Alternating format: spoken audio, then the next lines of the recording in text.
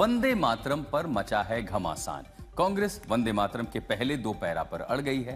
BJP इसे वंदे मातरम का अपमान बता रही है। अब इसे लेकर सियासत तो खत्म होने का नाम ही नहीं ले रही है।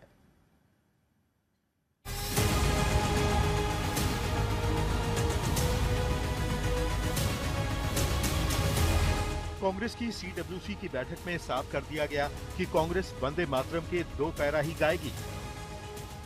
Topmost leadership of that point of time decided that whatever the decision they took, we will obey that decisions.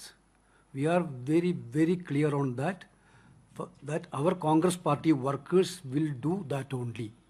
This is our decision. First two stands down.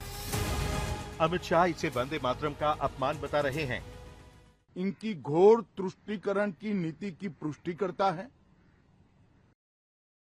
Vote bank के तुष्टीकरण के लिए उन्होंने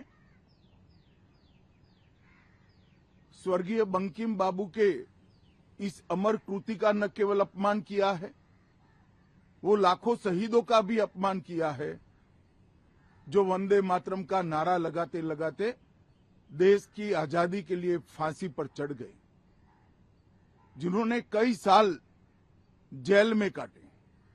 आज कांग्रेस पार्टी 1937 का अपनी पार्टी का resolution मान रही है और पार्लियामेंट के एक्ट को नकार रही है। 13 अगस्त को लोकसभा में संसद सत्र का समापन संपूर्ण वंदे मातरम से हुआ था, जिसके बाद 15 अगस्त को पहली बार लाल किले में वंदे मातरम की गूंज सुनाई दी। 17 अगस्त को कांग्रेस अध्यक्ष मल्लिकार्जुन खड़गे की मौजूदगी में गोवा में कांग्रेस के कार्यक्रम में वंदे मातरम के सिर्फ 2 पद गाए गए। इसके बाद खड़गे ने साफ कर दिया था कि पार्टी वंदे मातरम के सभी 6 पद नहीं गाएगी। कंप्लेंट वो क्या फाइल करी?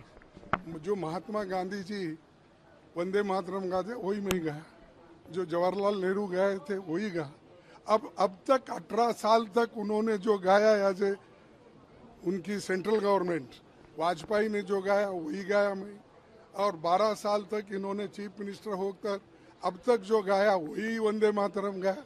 अगर ये गुनाह है तो उन्होंने 18 साल से गुनाह कर रहे हैं। अब कांग्रेस जहां 2 पद गाने पर अड़ी है, तो वहीं बीजेपी कांग्रेस पर सवाल खड़े कर रही है।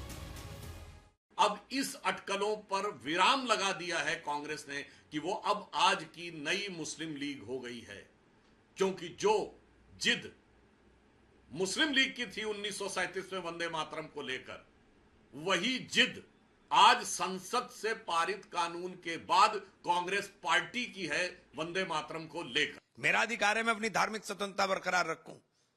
इस्लाम के अंदर अल्लाह के अलावा किसी की इबादत नहीं हो सकती, लेकिन इन्होंने राष्ट्रगान का अपमान कर दिया। 51 सेकंड का राष्ट्रगान, 312 सेकंड का राष्ट्रगीत इन्होंने पहले नंबर पर लाकर खड़ा कर दिया। इन्होंने राष्ट्रगान का अपमान कर दिया। अब सवाल यह है कि क्या जिस वंदे मातरम को लेकर बिल पास किया गया है, क्या उसके अपमान के मुद्दे पर सरकार का एक्शन होगा, या फिर ये सिर्फ सियासत तक सीमित रह जाएगा? आज तक ब्यूरो।